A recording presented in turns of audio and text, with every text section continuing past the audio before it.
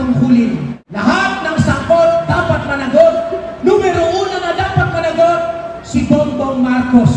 Lalabanan namin kayo sa parlamentong pakikibaka. At nabasa ko po sa pahayagan ng Partido Komunista ng Pilipinas, sabi ng Bagong Hukbong Bayan, huwag kayong mag-alala, lilipunin namin ang mga militar sa Ambang Sulok, Luzon, Visayas at Mindanao.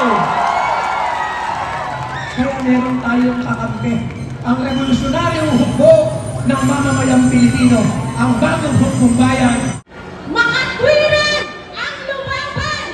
Makatwiran na punuin natin ang lansangan, bahain natin ng mayat-mayang mga pagpoprotesta. Makatwiran ang humawak ng armas dahil dinadaan ang taong bayan. Ang gobyernong ito ang nagbibigay sa atin ng katwiran para tanganan ang lahat ng klase ng laban. Mga kasama, kapag humihingi tayo ng dagdag sahod, ang sagot ng gobyerno, bala at baril.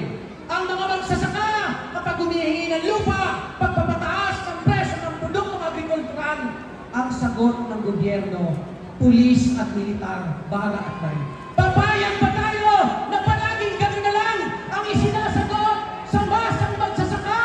Itaas natin ang ating kamao dahil makatwiran ng lumaban. Imperialismo! Ibansa! Imperialismo! Ibansa! Si Bongbongismo! Magsasaka! Pangunahing puwersa! Pangunahing puwersa! Muling magsasama! Lahat ng sagot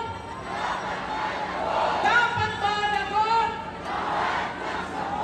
Mga kasama, mga magulang namin, mga magsasaka, mga kapatid natin, mga magsasaka, kayo ay pinalalaya sa inyong mga bakulin. Kayo ay pinapatay ng militar. Kami, mga manggagawa, ay tinatanggal sa trabaho. Ganun din, tinutugis ng mga militar at mga LTFL at kapulisan ito. Kasabay niyan ang napakataas ng presyo ng mga pangunahing bilihin para mabuhay ang ating pamilya.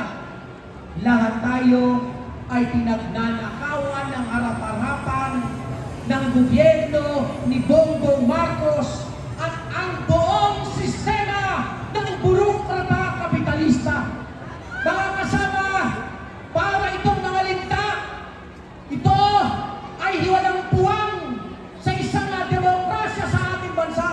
Sila po ang nagpapahirap kung bakit milyong-milyong mga Pilipino ang naghihirap sa kasalukuyan. Sila ang pangunahing dahilan kung bakit milyong-milyong mga magsasaka ay walang lupa, milyong-milyong mga manggagawa ay patuloy na nagdarahon.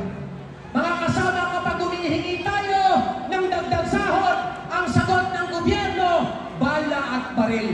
Ang mga magsasaka, kapag humihingi ng lupa, pagpapataas ng presyo ng produktong agrikultural, ang sagot ng gobyerno, pulis at militar, bala at baril.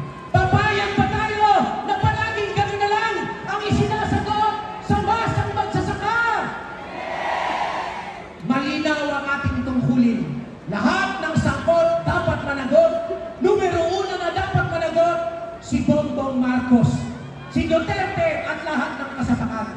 Pero Bongbong, huwag kayo mag-alala habang pinadaas ninyo ang mamamayan. Dalawa ang aming paraan ng paglaban. Lalabanan namin kayo sa parlamentong pakikibaka. At nabasa ko po sa pahayagan ng Partido Komunista ng Pilipinas, sabi ng Bagong Hukbong Bayan, huwag kayong mag-alala, lilipunin namin ang mga militar sa Ambang Sulok, Luzon, Visayas at Mindanao. Kaya meron tayong kakampi, ang revolusyonaryong hukbo ng mamamayang Pilipino, ang Bagong Hukbong Bayan.